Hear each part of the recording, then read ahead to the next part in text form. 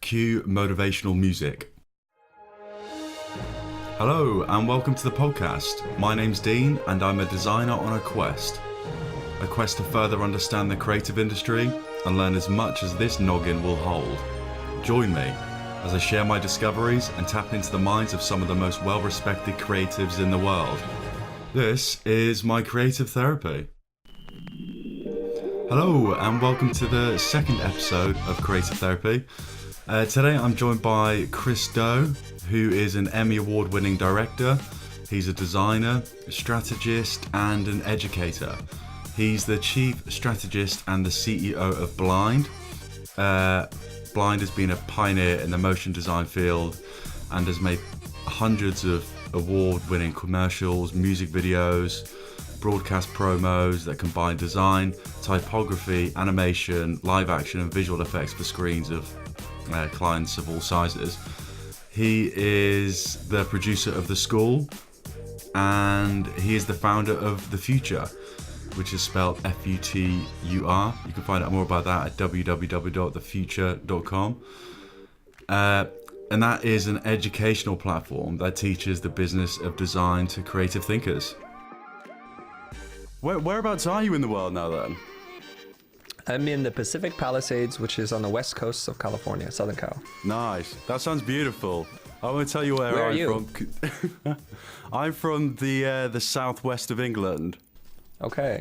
So it's around about 4 hours south of London. Mm-hmm. The weather in comparison to where you are now is probably ridiculously different. You know, it's probably the same. It's overcast, a little drizzly, it's a little chilly. Well, that makes me feel a little bit better. So your educational platform, The Futur, looks like it has so many different ways creatives can learn about the industry. Can you tell us a bit more about that and how it started?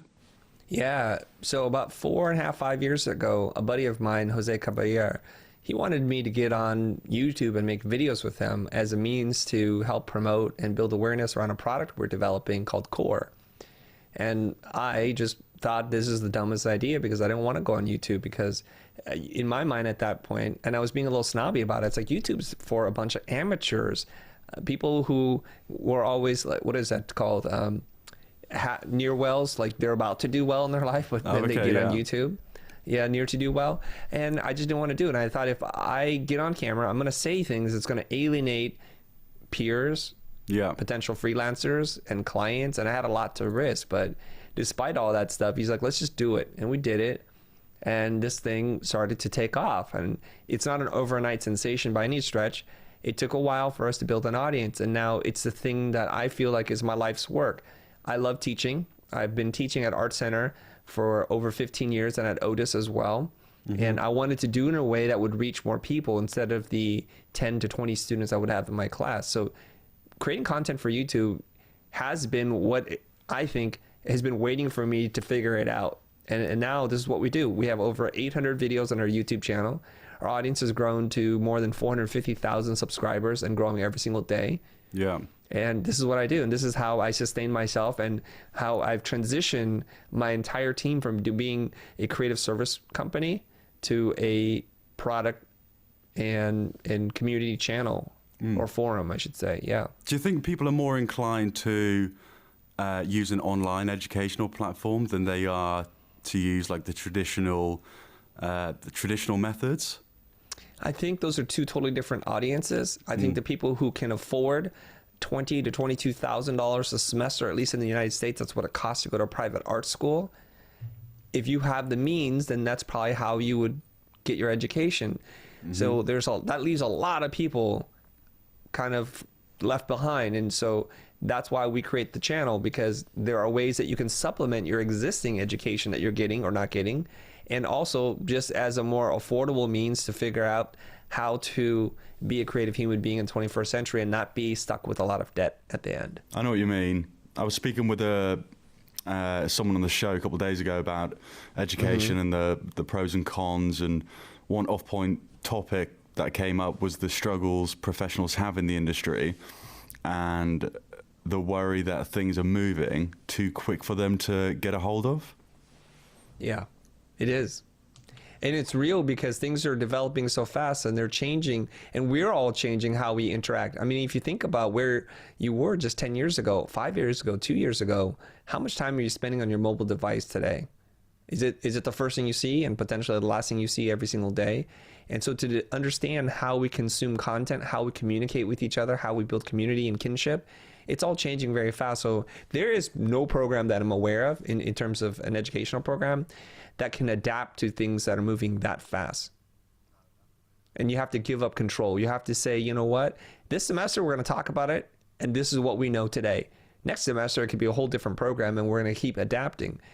And so when you have structured programs in institutions, it's very hard for them to adapt. And I totally understand, because they have to go through a certain approval process, and they have to actually be that hungry to know it. And I'll just tell you this. We know this. Our brain operates under cruise control default mode, or it works under emergency brake mode. And when you're inside an institution, a bubble, if you will, then you're going to take the path of least resistance. You're going to go into default mode, which is, I've always taught design this way. I've always taught communication this way, and I will always teach it this way. Because to do it in a different way means you have a lot of work to do. You yourself have to immerse yourself in the culture of what's going on in the digital age. And that's not an easy thing to do. It's not easy for me. This is what I do every day. It's crazy, and it's a really interesting subject.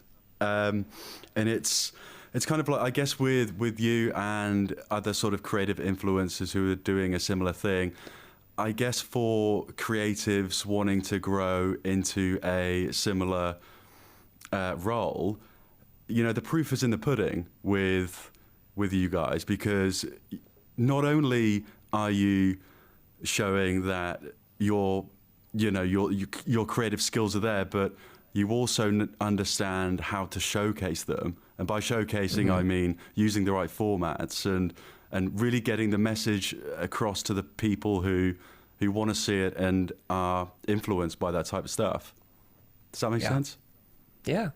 Yeah. So, but it was weird. I was speaking to a friend yesterday, and we were talking about meme pages, like meme pages on Instagram. And I was saying to him, do you remember 3 years ago when we were talking about we should make a meme page and see how big it gets? And then it's sort of that idea quickly passed because we realized how saturated the sort of meme market is. And then we spoke again the other day, and we were thinking, do you remember back to that conversation we had where we were talking about memes? Imagine if we had stuck with it and posted every day and really engaged with our audience. You know, we could be on a ridiculous amount of followers and have the engagement that we wanted. But I guess consistency in this world is one of the keys in making it so successful. It is. And you know, you're right. So this is the thing that I've learned myself, and it's a painful lesson to learn.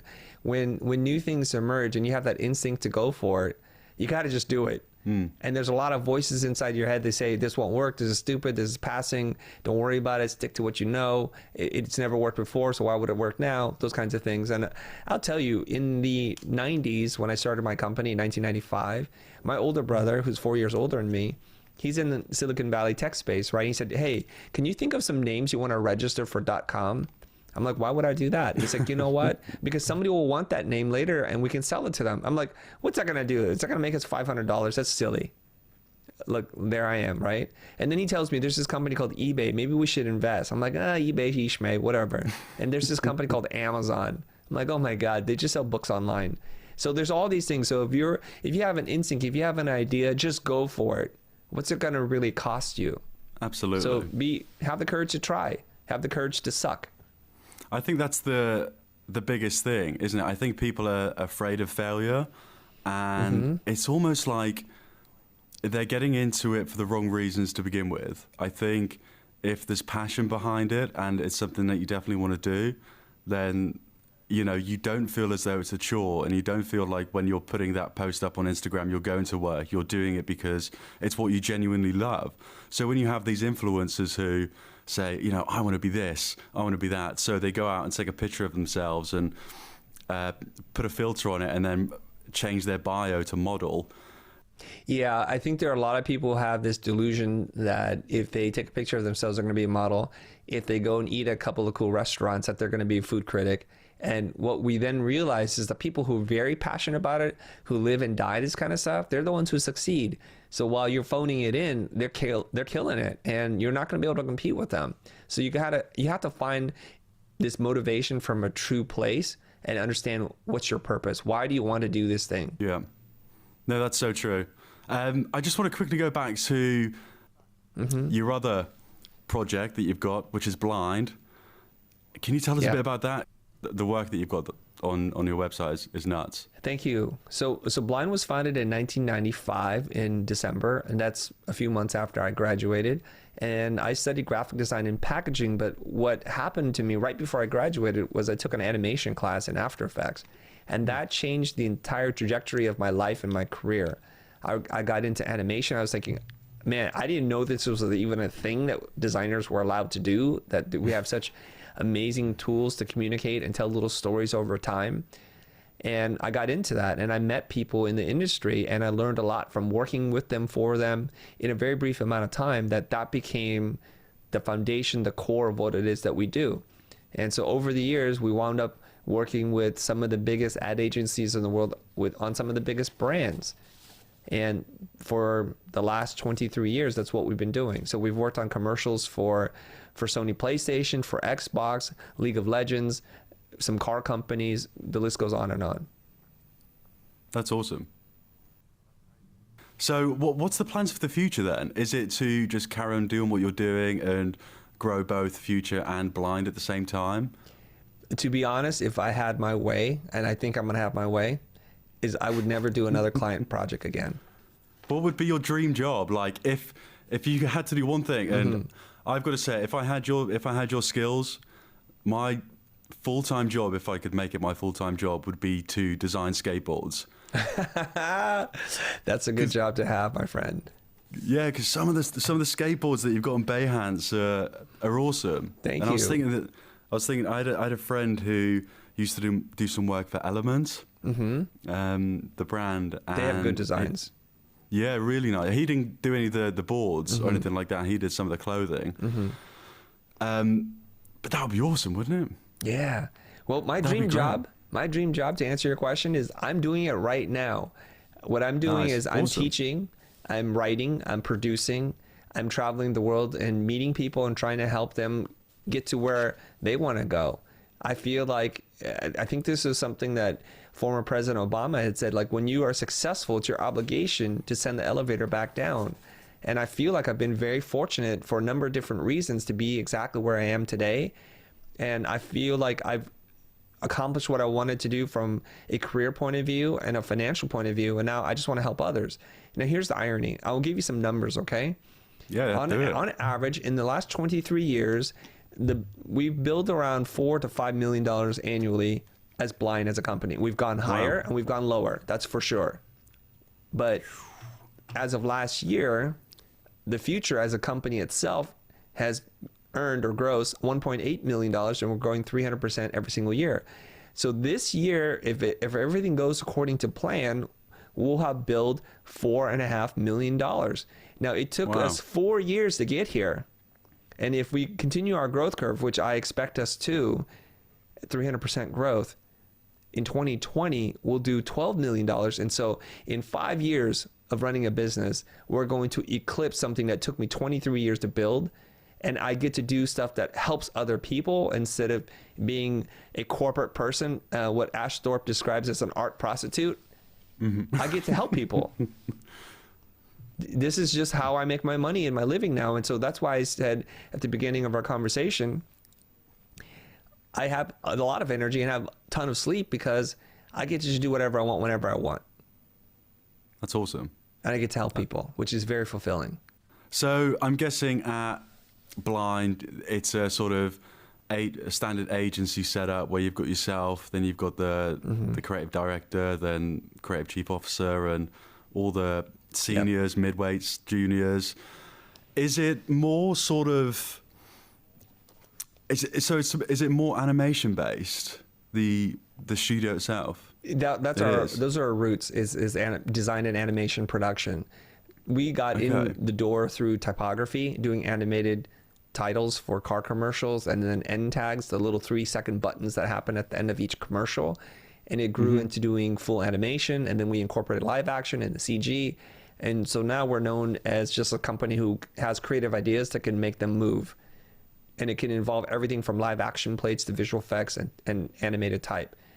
That's one part of our business. The other part of our business is we do brand design consultancy. So there are some clients who don't want or can't afford to work with an agency, like an ad agency, so they work with us directly.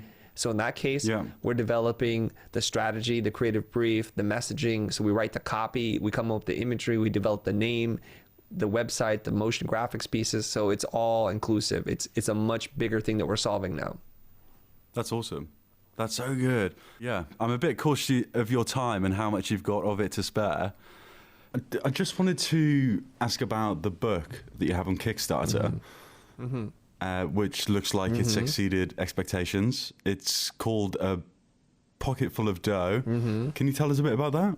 Well, my last name is Dough, so it's pocket full of dough. Like it's just a play on words, right? So it's a pocket-sized book theoretically, and it's also a play on like you got a lot of money in your pocket, and so I like that interplay. Nice. Now, that's cool. Here's the thing: is for a while now, I've been starting to write, and I never fashioned myself as a writer in my own head, but I've been writing little things here and there, and people seem to connect with the material, so it's resonating with them. And so naturally, they say, "Oh, Chris, you need to write a book. You need to write a book." But then I look at the books that I respect and love, and I was thinking, I don't have time to do this. This is how am I going to compete against this thing? And oftentimes, people ask you to do stuff that it's just words, right? Until you're like putting it out there and there's an opportunity then to take action to support you or to buy the book, you never know. So we kind of just went on a lark here and just said, you know what, let's just create a Kickstarter thing. Let's create a few mock-ups, describe to people what it is that I want to do, and see if they'll support us. And we set the goal of raising $25,000. Yeah. And we hit that pretty quickly. And then it was like, I wonder if we can get to 50K. Then we hit that pretty quickly. And I was like, shoot, what's going on here? And it started to sell out all the support phases. We didn't think that through very clearly or carefully, because I think we could have raised even more money. And so it wound up closing a little north of $75,000, which is 3 times as much as what we were gunning for. So this has been fantastic. So this is where you've created good things in the world, because this is an act of reciprocity. That why do anybody need to buy a book from me? They don't, because I try to give as much information away for free. And so this is where they cross over from being an observer to a fan to a true fan, that they're willing to support what it is that we're doing in any which way that we ask them to, that makes sense for them. So it's been overwhelming in terms of the support. And now I got to write a book. So that's the other challenge. That's going to be the most time-consuming thing.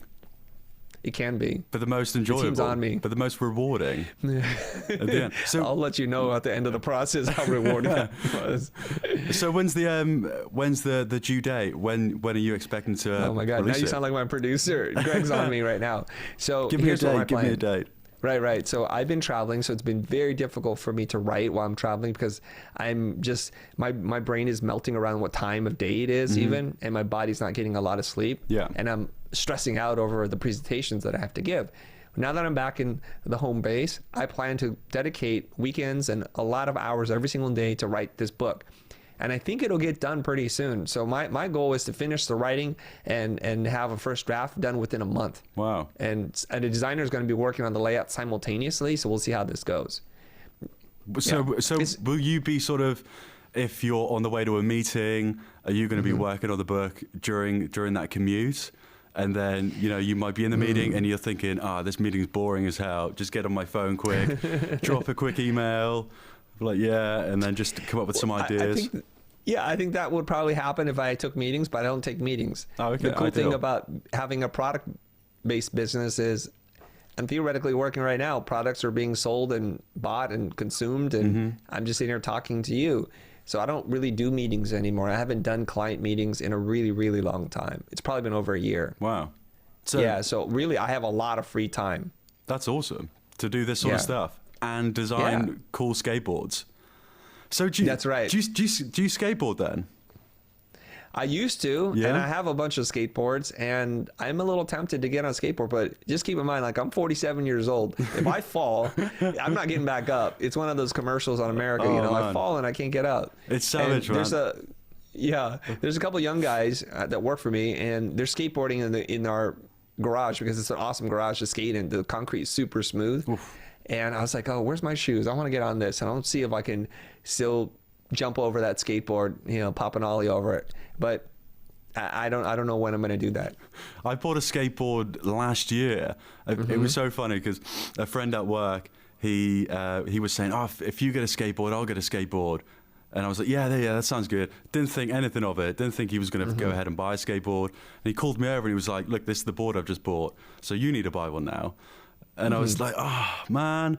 So I bought a skateboard and we went out for a skate. And all I kept thinking about was, if I fall over, land on my wrist and break it, Right. I'm out of work for 6 weeks.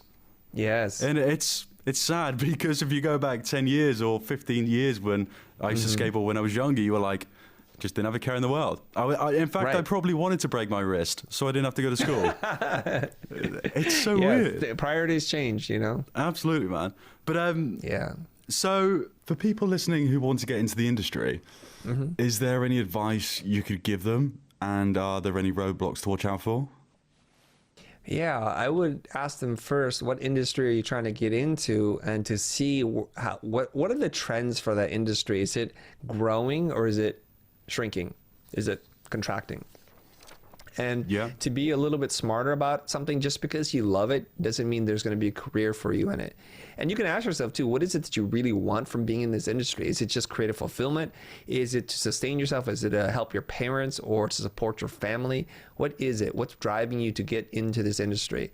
And are you really passionate about it? So what we want to do is we want to align two parts. We want to align what it is that we love and we're passionate about, what we're good at, and what is a growing industry. And what we want to do is find that sweet spot in the middle. Because if you do things that you're good at but doesn't pay well, you're going to be happy, but you're going to be poor, right? And then you keep going through those different iterations. And if it pays well, but you're not passionate about it, you'll be rich but bored. And so you got to find that sweet spot right in the middle where all those things are in alignment. And it just takes a minute to think that through. So right now, the hot industries are anything relating to do with software. So UX, UI, and also even fake UI is hot. What's fake UI? Yeah, fake UI. If you watch those Hollywood films, there's always these interfaces that are moving on the screen. People are touching things in space. That's called fake UI. It doesn't really do anything. Like when Iron Man puts his hand through the screen and he twists something and something else moves. With you. That's called fake UI, FUI. Okay, yeah. So anything to do with that, because that's where we're going as a society. I mean, software's eating up the world, so it behooves you to kind of be in that space. Well, that fake UI stuff, that almost lends itself to augmented reality a little bit later down the line. 100%. So if you become a master in fake UI, and there's an augmented reality company who's looking for an artist to come up with some visuals, then you're going to be the first person he calls. Yeah, absolutely. And there's several people I know, friends of mine, that have done really well for themselves working in the entertainment space, just making fictional interfaces. And they usually look really great, unlike real interfaces, because you get to do whatever you want and it just needs to look good, right? It needs to create the illusion that it's real, but it doesn't need to actually function at all. That sounds cool. Yeah. That sounds really good. Awesome. Okay, I just want to finish on a couple of questions, and it's a little bit like a game. Okay. So I've got some quick fire, rapid questions. Put my thinking cap on. Would you rather fight one horse-sized duck or 100 duck-sized horses? 100 duck-sized horses. I can take those on. Cool. How would you sell hot cocoa in Florida? Serve it over and maybe mix it with ice cream. Nice. How would you rate your memory? 8. Cool. How would you rate your memory? 6. Right. Who would win in a fight between Spider-Man and Batman? Spider-Man. I agree. What would you do if you found a penguin in the freezer? I would take a picture of it.